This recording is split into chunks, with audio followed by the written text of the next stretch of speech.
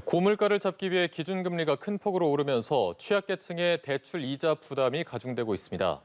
대출금리가 7%가 되면 190만 명이 최저 생계비만 써도 원리금을 못 갚는 상황이 되지만 앞으로 더 금리가 오를 가능성이 높아 우려가 커지고 있는데요. 관련 내용 김대호 경제학 박사와 함께 짚어보겠습니다. 안녕하십니까? 네, 반갑습니다. 네.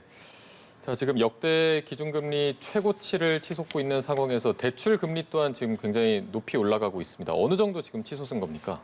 네, 이 한국은행이 기준금리를 올린다는 얘기는 결국은 한국은행과 도매 금융기관인 은행들 사이에서의 통화량을 줄인다는 얘기거든요. 그렇게 되면 시중의 금리도 올라가게 됩니다. 실제로 지금 은행은 물론이고 제2금융권 같은 곳에서도 금리가 시나브르 계속 올라가서 지금 현재의 금융권 평균 금리가 3.95에서 4.0 정도 수준이 돼요. 한때 이 금리가 2% 아래로 떨어졌던 것에 비하면 거의 2배로 지금 올라 있는데요. 그러다 보니까 금리 인상에 따른 금리 상승에 따른 타격을 받는 그런 계층들이 나오고 경우에 따라서는 개인 파산 또 은행 연체 같은 사태가 야기될 수도 있다. 이런 경고등이 깜빡깜빡 나오고 있는데요.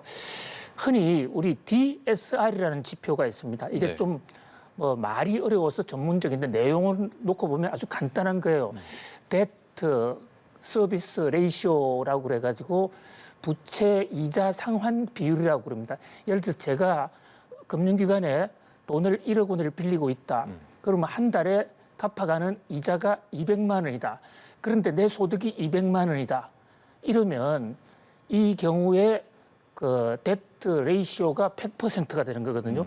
내 모든 소득을 은행 이자 갚는데 다 써야 된다. 이러면 이제 살아갈 수가 없죠. 네. 근데 이게 70%만 되면 위험합니다. 왜냐하면 일단 그 버는 돈에서 자기가 생계 유지하기 위해서 생계비도 써야 되지 않습니까? 그래서 70%가 넘으면 돈 갚을 능력이 없다라고 보는 게 일반 경제학계의 이제 이 통설인데요. 현재 만약에 시중금리가 3.95% 정도인데 이게 3%포인트 더 올라가서 7%가 되면 약 190만 명 정도가 DSR이 70%로 그러니까 거의 모든 돈, 벌어들이는 모든 돈을 이자로 갚으면 생계비가 부족해지는 그래서 생계비를 쓰면 돈을 결국 갚지 못하는 그러다면 이게 이제 부도를 내게 되는 거죠. 상환을 지체하게 되면 부도 처리가 되고 그것은 개인의 부도도 되지만 또 금융기관의 그 금융 신용도가 떨어지기 때문에 우리나라 국가적으로도 대외 신용도가 떨어지는 그야말로 국가적인 재난으로도 될 수가 있습니다. 그런 면에서 지금 금리 인상이 물가를 잡는다고는 하지만 그러나 물가 잡는 그런 선작용 못지않게 이런 식으로 지금 가계를 핍박한다든지 경기를 위축시키는 그런 부작용도 있다.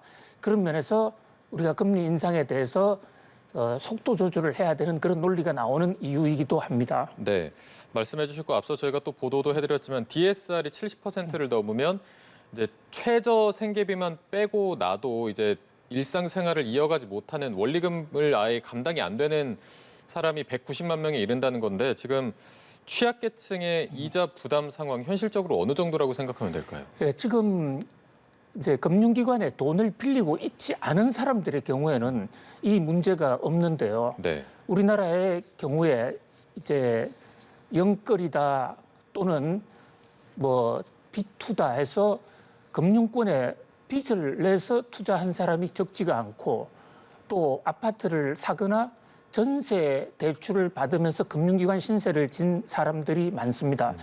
그렇게 되면 이분들의 경우에는 매달 도래하는 이자를 이제 보통 3개월 정도를 갚지 못하면 채무 요주의로 들어가고 6개월 정도를 갚지 못하면 연체로 분류가 되거든요.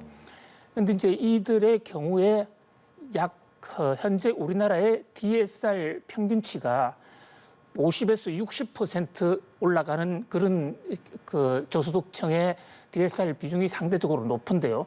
이게 이제 금리가 가만히 있어도 금리만 올라가면 이게 70%로 올라가면 최저 생계비 먹지 않고 살 수는 없으니까 네. 그걸 내고 나면 이자 갚을 돈이 없어지고 그러면 연체를 하게 되고 연체를 하면 연체 이자로 이자가 눈덩이로 더 높아질 수가 있습니다.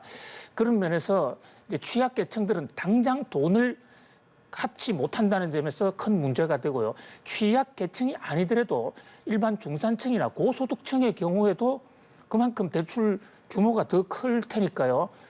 금리 인상으로에 따른 상환 금액이 지금 폭발적으로 늘어나는 뭐 그런 시대고 보통 대출 금리가 7% 정도 되면 사회 전체적으로 금리 인상에 따른 부작용이 상당히 심각해지는 위기 경보가 발령한다고 볼 수가 있습니다. 물론 한국은행이 계속 금리를 올리지는 않을 겁니다. 그래서 현재 시중 은행권 평균 금리가 7% 이상이 될지 안 될지 현재로서는 장담할 수는 없습니다만은 이런 고금리 상황에 가계도 정부도 또 금융기관도 함께 아주 면밀하게 미리 준비를 해야 될 것으로 보입니다. 네, 이제 한국은행이 계속 금리를 올리진 않겠지만 그래도 연말까지는 추가 인상을 예고했기 때문에 더 우려가 커지는 것 같습니다. 아까 말씀해 주시기를 이게 어떻게 보면 국가적인 재난으로 이어질 수도 있다고 하셨는데 현재 정부에서 대책 같은 걸 마련하고 있습니까? 그렇습니다. 정부는 이제 금리를 올릴 수밖에 없는 것은 물가가 높아지기 때문에 또 물가가 높아지는데 우리가 금리를 올리지 않으면 우리나라 돈이 빠져나가는 이런 구조적인 문제가 있기 때문에 당분간 금리를 올릴 것입니다. 한국은행 이창용 현 총재 같은 경우에는 빅스텝을 단행한 이후에 기자들과 만난 자리에서 기자회견 자리에서 앞으로 3차례 정도 금통위가 남았는데 아마 0.25%의 베이직 스텝, 흔히 뭐 일각에서는 베이비 스텝이라고 하는 그걸 밟을 가능성이 상당히 높다. 다른 경제적 변수가 없다면 0.25씩을 올려가겠다 이랬습니다. 현재 우리나라의 기준금리가 2.25%입니다. 그러면 0.25씩 3번을 올리면 0.75가 올라가게 되는 것이죠. 그러면 전체적으로 4%가 됩니다. 4%가 되면 이게 현재 은행들 평균 금리로는 이보다 2%포인트가 좀 더 높기 때문에 현재는 약 6% 내외가 될 것으로 보여요. 이제 많은 전문가들은 내년 되면 금리 인상을 수도하거나 또는 금리를 내릴 수 있다 이러기 때문에 7%까지 가지는 않을 수도 있지만 네. 그러나 그 이상에도 대책을 세워야 된다고 보고요.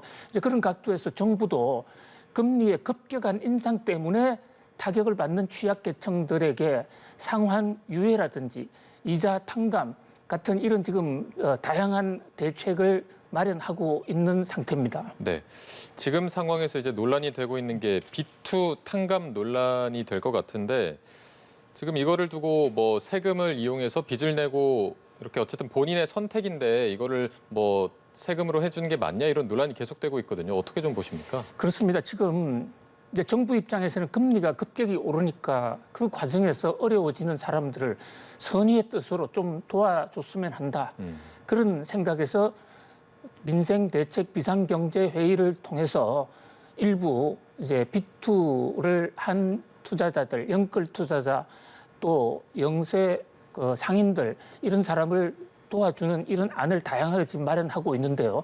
현재까지 발표된 거 보면 여기에 소요되는 국가 예산이 125조가 일단 발표가 됐습니다. 네. 국가 예산 125조만 도와주는 것이 아니라 금융기관도 돈을 탕감해 주기 때문에 실제적으로 자금 지원 규모는 이보다 훨씬 커지는데요. 자, 이거를 이런 자금 지원을 통해서 다른 분야에 피해 없이 취약계층들이 제기를 한다면 참 좋겠지만 이 돈에는 결코 공짜 정신이 없다. 이게 경제학에 아주 유명한 격언이 있습니다. 한 곳에서 돈을 빼나가면 바로 다른 곳에서는 반드시 부족이 생기는데 특히 국민 세금으로 그것을 메워준다? 그렇다면 그동안에 성실히 갚은 우리는 뭐냐, 일반 국민들은. 그다음에 아예 영끌 투자도 하지 않고 월급만 갖고 착실히 산 사람들은 상대적으로 불공평한 것이 아닌가. 이런 어떤 형평의 논리, 공정성의 문제가 지금 사회적으로 굉장히 심각한 주제로 핫 이슈로 부각이 되고 있고요. 이 경제학적으로만 놓고 보면 순수 이론적으로만 놓고 보면 이것은 득보다도 손실이 훨씬 더 클 수 있다. 이른바 모랄 해저드에 관한 경제학의 교훈인데요.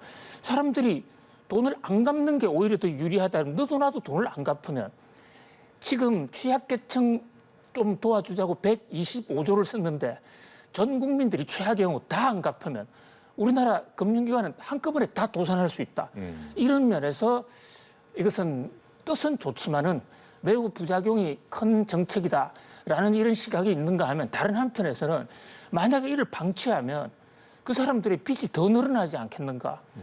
그렇다면 이 시점에라도 국가 예산 125조를 들여서라도 그 사람들이 부채가 더 커지지 않도록 해주는 게 더 현 단계로서는 사회적 피해를 줄일 수 있는 것이다. 이게 이제 금융위원회 김주현 위원장의 얘기인데요. 뭐 이처럼 지금 찬반 논쟁이 상당히 뜨겁습니다. 이복현 금감원장이 이런 얘기도 했습니다. 어쨌든 청년들이 생태계에서 일탈하지 않도록 넛지와 같은 형태로 도움을 주는 것이다. 이게 어떤 얘기인가요? 예, 지금 경제학의 모랄 해저드 이론과 넛지 이론 이 두 가지가 지금 팽팽하게 맞서고 있다고 이렇게 볼 수가 있는데요. 우리 이복현 금융감독원장은 검사 출신인데 벌써 경제학 책을 상당히 많이 읽으신 것 같아요. 벌써 넛지 이론까지 네네. 가져오셨어요. 자, 넛지 이론은 최근에 노벨 경제학상도 받은 이런 건데 그 잘못한 사람이 있을 때 그 잘못한 사람을 채찍질을 해서 혼을 내서 더 아프게 하는 것보다는 조그만큼 당근을 줘서 그것을 선의로 잘 하도록 유도하는 것이다. 이를테면 넛지 이론의 대표적인 게 우리 화장실에 가면 그 소변대에 모기 한 마리가 있는 거 혹시 보십니까? 네네네. 예, 그게 넛지 이론에서 나온 경제학적 노벨 경제학서 수상자가 만든 아이디어예요. 그래서 화장실에 자꾸 물을 다른 데로 번지게 튀게 하는 그 사람을 처벌할 게 아니라 거기다가 그 벌레 한 마리 그림을 그려놓으면 사람이 소변을 놓을 때 거기에 맞춰서 하게 돼서 자연적으로 그 밖으로 흘리는 양을 줄이게 된다. 그래서 125조라는 돈을 마치 그 팔이라든지 이런 벌레 그림을 화장실에 그려놓는 것처럼 작은 비용을 들여서 사람들이 제도금융권 안으로 들어오게 한다. 뭐 이런 주장인데요. 이제 문제는 여기에 모랄 해저드 이론과 정대칭이 되거든요. 지금 IMF가 1997년에 한국에 와서 한국 경제를 진단할 때 한국 경제가 국가 부도가 난 가장 큰 이유는 바로 모랄 해저드 때문이다. 너도 나도 어려우면 다 도와주니까 아무도 적극적으로 돈을 갚지 않으려고 한다. 그래서 다 함께 망한 것이다. 이런 지적을 하는데요. 실제로 18세기에 보험회사들이 자동차나 이런 집 화재나면 보험금을 다 주니까 많은 사람들이 집 관리를 안 합니다. 다 어떻게 보면 좀 집이 낡으면 일부러 불을 태워 먹기도 해요. 그러면 이 사회가 다 같이 망하니까 그때서부터 이제 바로 모랄 해저드란 말이 나왔는데요. 그 모랄 해저드를 막기 위해서는 반드시 사고를 낸 사람한테 일정 페널티를 물려야 요즘은 자동차 사고 내면 자가 부담금이 있지 않습니까? 네네. 그걸 물리게 됐고 사실 이런 이론을 만들어낸 사람이 우리나라를 방문한 제닛 옐런의 남편 노벨 경제학상 수상자입니다. 에클로프 교수. 에클로프 교수의 정보 비대칭성 이론. 그래서 제닛 옐런의 남편은 이런 넛지 이론 이것보다는 모랄 해저드를 더 조심해야 된다 이렇게 주장하고 있기도 합니다. 네, 지금 경제 이론이 너무 많이 나와서 조금 헷갈리긴 하는데 지금 이렇게 도덕적 해이를 우려하는 목소리 비투를 해서 뭐 아파트를 산 청년들에게도 나오고 있지만 뭐 자영업자 소상공인한테도 이제 도덕적 해이 이론이 현재 나오고 있습니다. 새 출발 기금이 이제 소상공인 등의 채무를 조정해 주는 걸 유도하는 건데 여기서도 지금 도덕적 해이 논란이 나오고 있는 거죠? 그렇습니다. 코로나 때문에 상공인들, 중소기업인들 상당히 어려웠는데요. 영세기업인들 특히 많이 어려웠죠. 이제 그런 각도에서 특히 정부의 방역 제재 때문에 영업을 하지 못한 거, 그 대목에 대해서 정부가 영업 손실금이나 보상금을 주는 것은 도덕적 해이하고는 좀 관계가 없는 손해에 대한 보상을 해주는 것으로서 그나마 사회적 공감대가 있을 수가 있어요. 근데 그와는 무관하게 본인이 이제 사업을 잘못해서 어렵다. 이것은 코로나 때문에 어려웠는지 본인이 조금 경영을 잘못해서 어려워졌는지 정확하게 구분을 할 수가 없는데 현재 이자가 7%까지 올라가는데 새출발 기금 같은 경우는 이자를 3.25%로 고정을 해주고 그다음에 앞으로 그 3년간 이자를 내지도 않아도 된다. 그러면 앞으로 금리가 계속 올라갈 텐데 여기에 해당하는 분들은 어떤 특혜를 받게 된단 말이죠.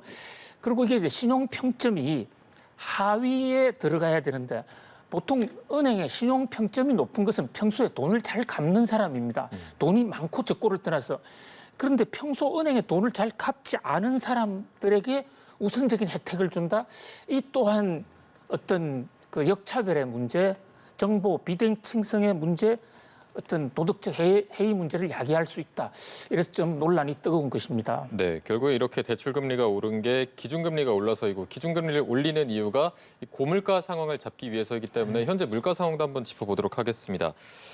외식 물가가 좀 특히 큰 폭으로 오른 것 같은데 현재 물가 상황 어떻습니까? 네, 현재 지금 우리나라의 소비자 물가 상승률 6.0까지 올라 있죠. 그게 지금 6월 달 말까지의 상황인데 지금은 조금 더 올랐을 수도 있을 것으로 보입니다. 다행인 것은 추경호 부총리가 지금 현재 우리나라 물가가 6.0까지는 올랐다. 자, 빨간 주황색으로 나오는 게 전년 동기 대비 물가 상승률이거든요.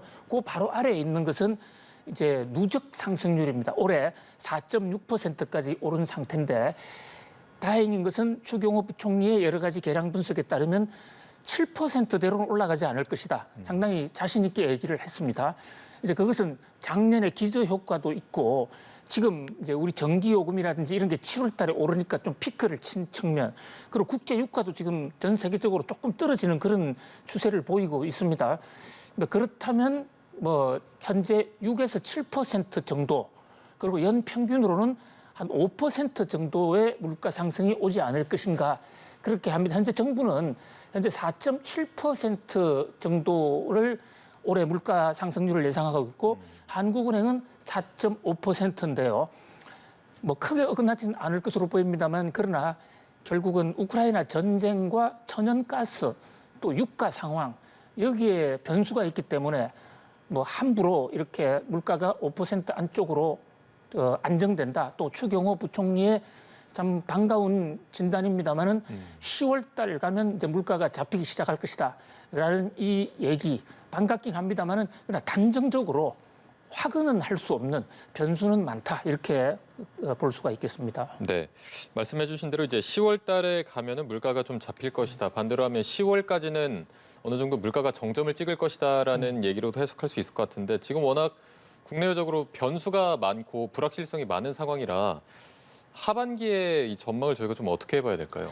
예, 지금 현재 우리나라의 물가는 상당 부분이 외국에서 미국발 또는 유럽발 공급난 사태라든지 또 미국에서의 물가 상승, 미국은 CPI가 무려 지금 9.1%까지 올랐습니다. 그렇게 되면 어차피 우리 수입 물가도 오르고 또 국제 유가도 오르는 것에 영향을 많이 받기 때문에요. 하반기 우리 물가를 예측하는데 이제 가장 중요한 것은 전 세계 각국의 물가 상황이 어떻게 될 것인가. 그런데 현재 미국의 미시간 대학교 기대 인플레이션 지금 뉴욕 증시에서는 상당히 크게 뉴스를 잡고 있는데 이 기대 인플레가 처음으로 이제 떨어졌어요. 그래서 아마도 6월 달에 CPI 9.1%를 정점으로 치고 이제는 좀 떨어졌을 것이다. 또 실제로 최근 미국의 한 달간 이 가솔린 가격, 휘발유 가격이 한 달간 계속 떨어졌습니다. 물론 절대 추진은 높지만 적어도 정점은 통과한 것이 아닌가. 뭐 이런 대목. 그다음에 이 물류망, 공급난 문제도 뭐 일부 해소되고 있는 조짐. 특히 중국의 이제 코로나 방역을 위한 셧다운 이런 게 많이 풀리면서 조금은 나아졌을 수도 있지 않느냐. 이제 그리고 우리나라 입장에서도 그 영향이 7월 달에 피크가 되고 추석을 앞둔 8월, 9월 계속되고 그게 추석이 끝나면 10월 달부터 좋아진다. 이것이 이제 추경호 부총리의 전망인데요. 뭐 몇 가지 변수는 있습니다. 역시 우리나라 지금 전기요금이 7월 1일부터 올랐는데 10월 달에 또 한 번 오를 수가 있거든요. 현재 원가 부담이 계속되고 있기 때문입니다. 그 밖에 지금 임금 인상, 여러 가지 인건비 상승 이런 부분, 환율 인상, 환율이 오르면 그만큼 수입 물가가 오르기 때문에 물가 상승 요인으로 작용을 합니다. 이런 그 여러 가지 변수들을 예의주시해야 될 것으로 보입니다만은 총체적으로 정부의 계획대로 우리가 4.7% 물가가 오른다면 상반기에 6%까지 올랐기 때문에 하반기에는 4% 초반으로 떨어질 수도 있다. 이런 낙관론이 나오고 있는 상황입니다. 네, 알겠습니다. 여기까지 들어보겠습니다. 김대우 경제학 박사와 함께 짚어봤습니다. 고맙습니다. 고맙습니다.